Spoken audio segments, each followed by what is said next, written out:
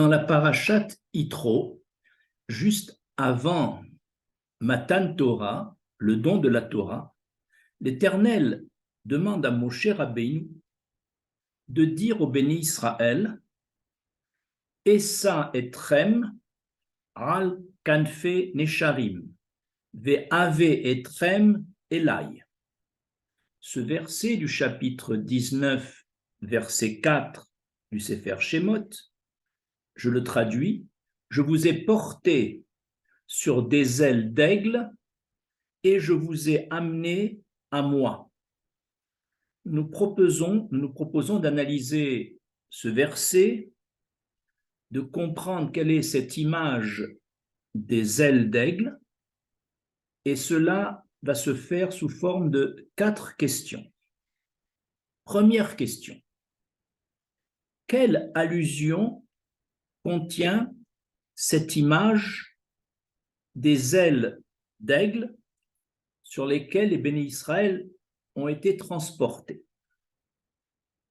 Nous allons citer 3 réponses à cette question. L'une de Rashi, l'autre du commentateur Shem Veshmuel, et la troisième du commentateur Baral HaTurim. Première allusion.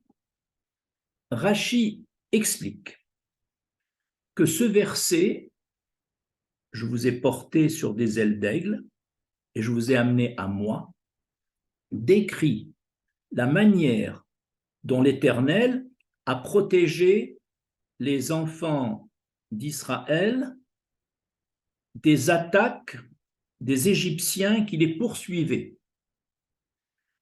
Et juste après la sortie d'Égypte.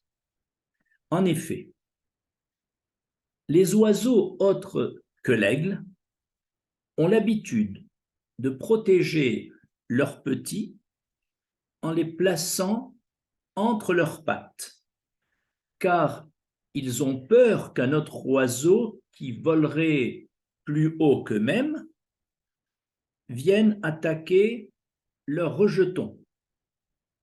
Et c'est pourquoi ils les protègent en les plaçant entre leurs pattes. Par contre, l'aigle agit différemment. Étant donné que c'est l'oiseau qui vole le plus haut, l'aigle ne craint pas qu'au-dessus de lui se trouvent d'autres rapaces qui viendraient attaquer ses petits. Alors l'aigle ne craint que l'homme qui est sur terre et qui pourrait envoyer une flèche ou un projectile sur l'aigle et atteindre ses rejetons. C'est pourquoi l'aigle a l'habitude de mettre ses petits sur ses ailes, donc dans une zone où aucun danger ne peut se trouver au-dessus, et l'aigle se dit, si je reçois un projectile à partir du sol, eh bien, c'est moi qui le recevrai et mes enfants, qui sont sur mes ailes, seront protégés. Eh bien, c'est ça l'image qu'Hachem a voulu faire en allusion au béni Israël.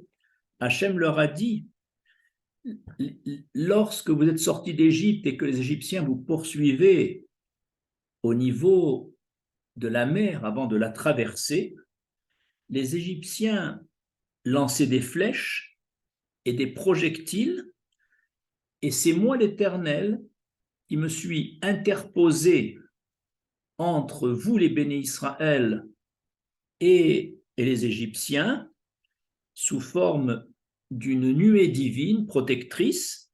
Eh bien, c'est ma nuée interposée entre vous les Égyptiens qui a reçu ces projectiles afin de protéger mes enfants. C'était l'allusion au verset cité d'après Rashi. Deuxième réponse. Selon Shem Veshmuel, le mot Essa, qui débute ce verset. Essa etrem al kanfen esharim. Je vous ai porté sur les ailes de l'aigle. Je vous ai transporté. Ce mot Essa a un double sens en hébreu. Il a le sens de Essa qui dérive du mot Nessia, qui veut dire transporter. Mais ce mot Essa dérive également du mot Nassa, qui veut dire élevé. Donc ici, selon Shem Veshmuel, l'allusion que l'Éternel a voulu dire au béni Israël, je vous ai, alors Essa Etrem, je vous ai élevé, j'ai fait en sorte que vous étiez d'un niveau très bas à la sortie d'Égypte sur le plan spirituel, et en très peu de temps, je vous ai élevé sur le plan spirituel entre l'instant de la sortie d'Égypte et le don de la Torah, donc en environ 7 semaines, en très peu de temps, ce qui aurait dû prendre normalement plusieurs années pour arriver à ce niveau de Matan Torah, un peu comme cet aigle qui, lorsqu'il prend son envol depuis le sol jusqu'à des hauteurs élevées, cet envol se fait rapidement, beaucoup plus rapidement que les autres oiseaux. Ainsi, c'est à cette élévation rapide du peuple d'Israël, un peu comme l'envol rapide de l'aigle, que ce verset, à cette élévation, il y avait une allusion dans ce verset.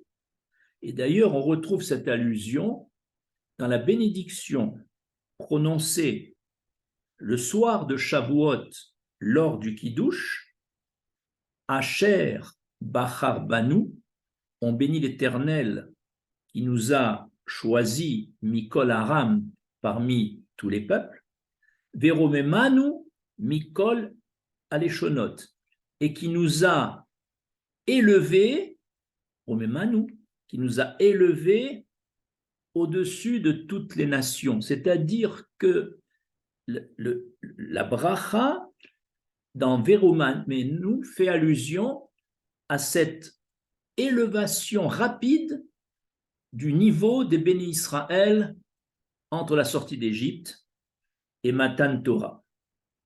De plus, nous avons été transportés rapidement depuis un état d'immoralité qui régnait en Égypte jusqu'à l'éternel, vraiment, puisque à Matan Torah, il va nous apparaître, jusqu'à l'éternel, où en sa présence va régner la pureté et la lumière. Et c'est peut-être ça aussi à quoi fait allusion l'aigle qui part du sol et qui se retrouve dans les hauteurs célestes très rapidement. Eh bien, nous aussi, on est parti d'un état de bas niveau d'immoralité en Égypte jusqu'à un monde idéal où règne l'éternel, donc la pureté et la lumière. Troisième allusion, c'est selon le Baral Aturim.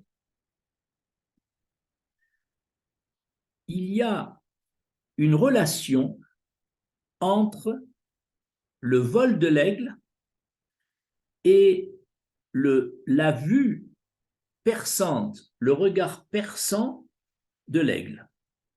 En effet, au fur et à mesure que l'aigle s'élève, son horizon, bien sûr, s'élargit puisqu'il prend de la hauteur, son regard vers des étendues de plus en plus vastes, puisqu'au fur et à mesure qu'il s'élève, il voit la Terre avec un horizon de plus en plus large. Mais sans perdre de vue la terre où il guette sa subsistance qui s'y trouve. L'aigle a un regard perçant et même lorsqu'il est haut, son œil est capable de voir une proie, sa subsistance qui est sur terre. Il y a donc ici, dans cette image de l'aigle, un rapport avec la vue.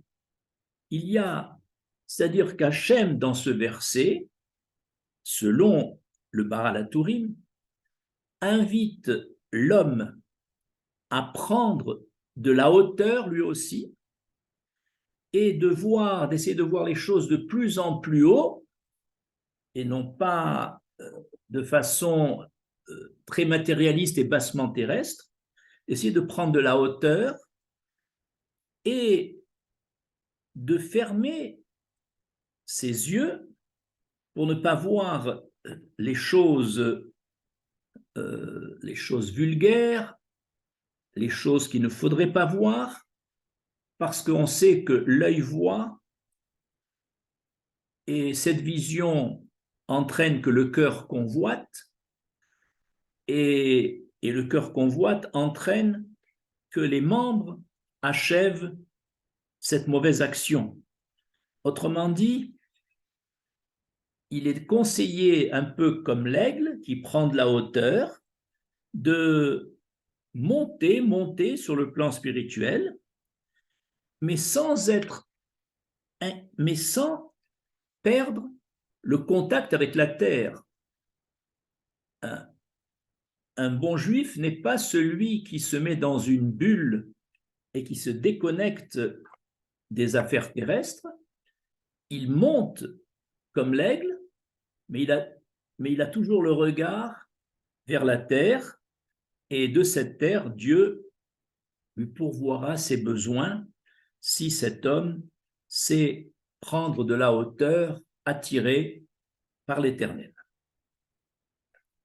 Deuxième question.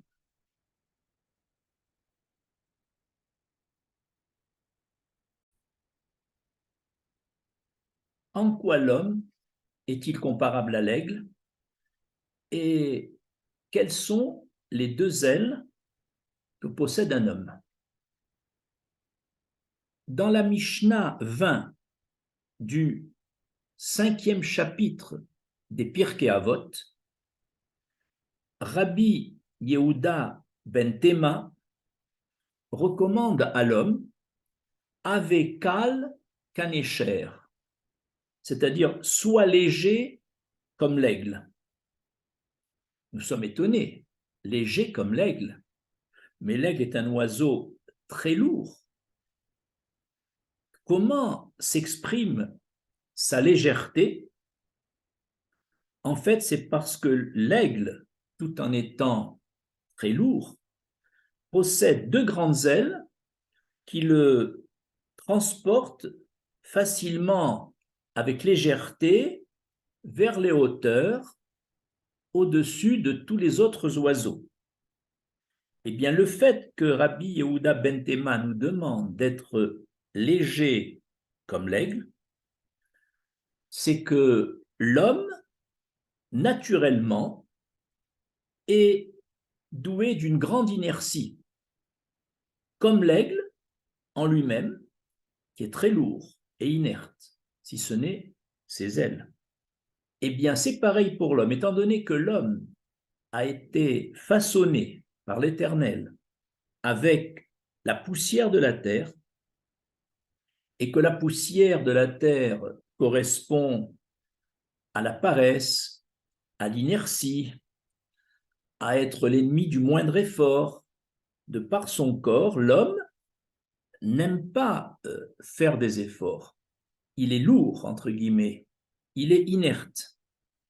Et donc,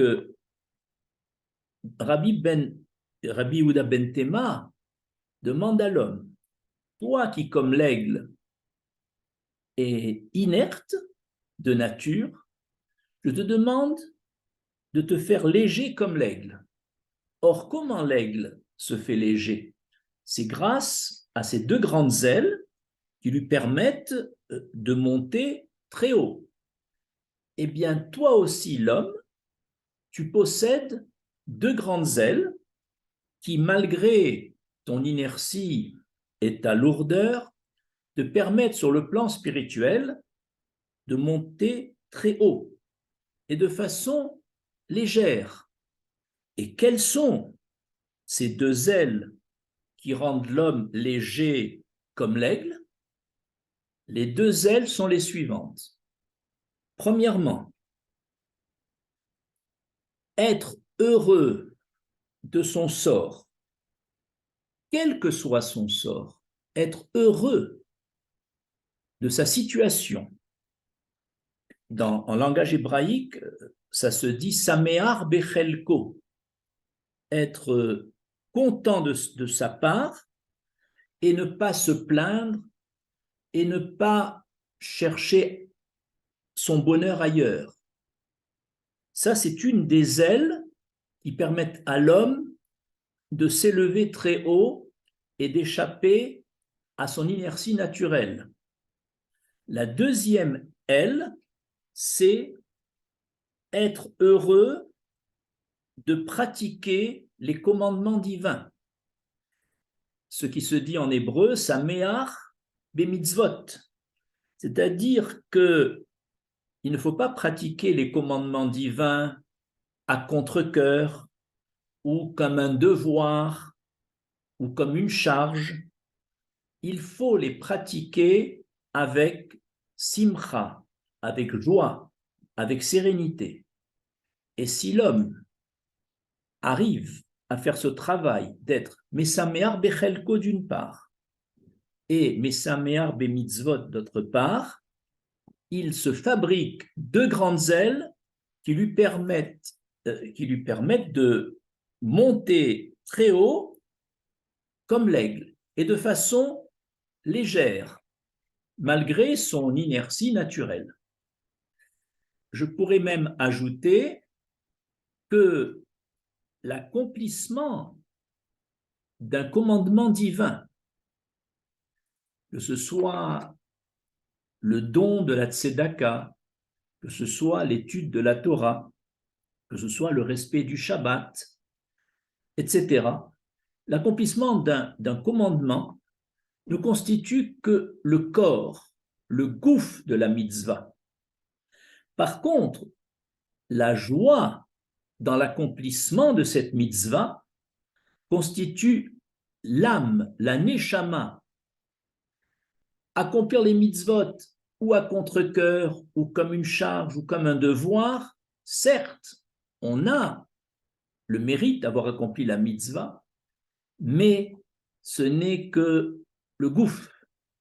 Il manque l'essentiel, il manque la neshama, et cette neshama, c'est justement la joie de l'accomplir, et cette joie, ajoutée à la joie d'être heureux de son sort, qui est une forme de richesse, cela fabrique à l'homme deux ailes qui lui permettent de monter très haut au-dessus des vicissitudes matérielles et au-dessus de toute la médiocrité du monde superficiel.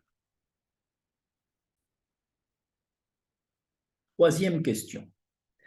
Les séraphins dans le ciel sont-ils recouverts de 6 ailes ou de 4 ailes? Dans le Talmud Chagiga, à la page 12, nos sages font remarquer une contradiction entre deux versets. Dans le livre de Isaïe, au chapitre 6, il est écrit que les séraphins possédaient 6 ailes. Shesh Kenfaim. 2 ailes recouvraient le visage des séraphins et 2 ailes recouvraient leurs pieds et enfin 2 ailes au milieu pour pouvoir voler. Par contre, dans le livre de Yecheskel, au premier chapitre, pour les mêmes séraphins, il est écrit qu'ils possédaient Arba'a Kenafim, 4 ailes. Alors, on s'est posé la question, est-ce 6 ailes ou est-ce 4 ailes? Et le Talmud lève la contradiction en disant, étant donné que le prophète Ishayahu, Isaïe, a vécu à l'époque où le Beth Amikdash, où le temple existait, les séraphins dans le ciel possédaient les 6 ailes.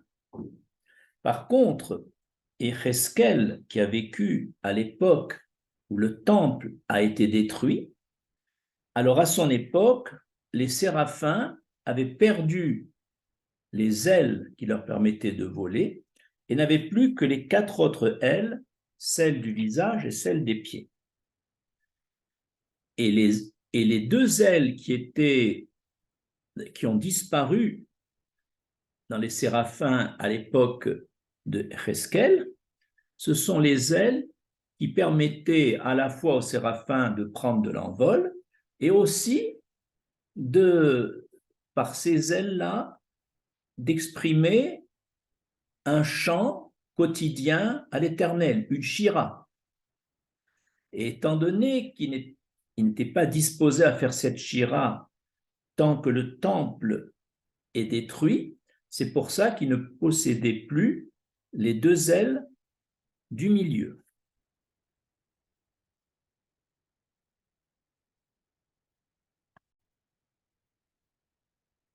Selon le Gaon de Vilna, les 6 ailes que possèdent les séraphins lorsque le Beth Amikdash existait correspondent, ces 6 ailes correspondent aux 6 mots de ce verset, Baruch, Shem, Kevod, Malchuto, Lerolam Vaed.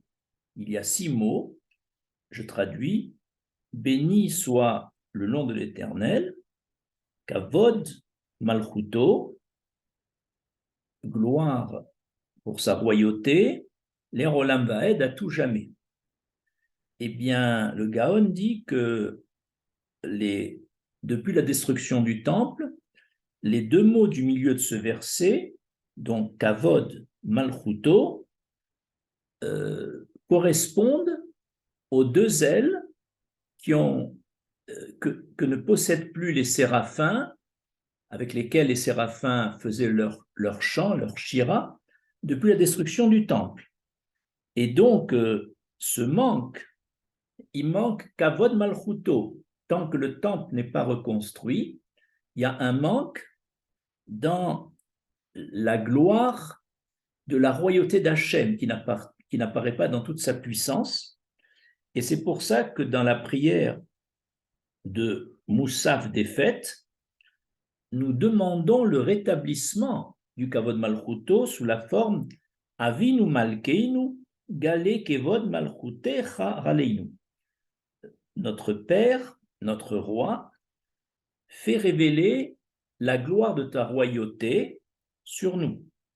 Parce que ce Kavod Malchutecha est manquant à notre époque. Mais cela n'empêche pas les bénis Israël, même lorsque le temple n'existe pas, donc à notre époque, de continuer à s'élever le plus haut possible en se munissant des 2 ailes dont on a parlé, l'aile d'être Samear Bechelko et l'aile d'être Samear Bemitzvot.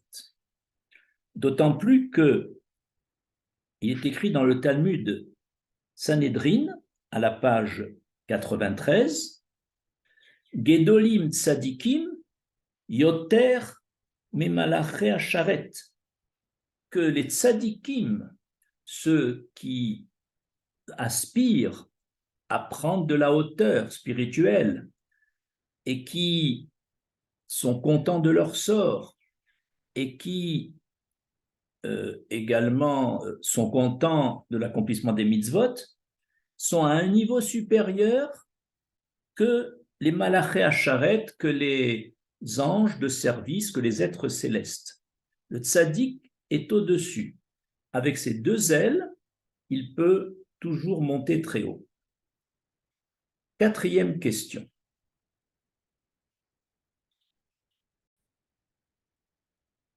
Quatrième et dernière question. Pourquoi l'aigle, dont parle le verset cité au début de ce cours, pourquoi cet aigle est-il appelé en hébreu Nécher? C'est parce que le mot Nécher veut dire la chute. La nature de l'aigle, c'est que à un moment de son existence, ses plumes et ses ailes tombent et puis se renouvellent avec d'autres plumes et d'autres ailes plus nouvelles, bien sûr, et plus belles. Autrement dit, l'aigle a cette propriété de renouveler son pelage. En effet, il y a une allusion en cela dans le verset du Teilim 103, verset 5 de David Ameller, où il est écrit Titradesh kanesher neruraichi, c'est-à-dire renouvelle la jeunesse comme celle de l'aigle. C'est une demande. En effet,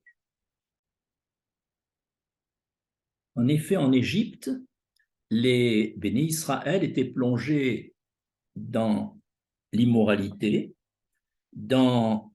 plongés dans une souillure parmi les Égyptiens au 49e degré d'impureté, et l'Éternel vient, dans le verset cité au début de ce cours, vient leur rappeler que sur les ailes de l'aigle, c'est-à-dire je vous ai transformé, comme les ailes de l'aigle ont la propriété de tomber, de se renouveler et d'être plus belles, alors vous aussi les bénis Israël, je vous ai totalement renouvelé, vous êtes parti d'un état lamentable sur le plan spirituel, et maintenant je vous ai mis à un état très élevé.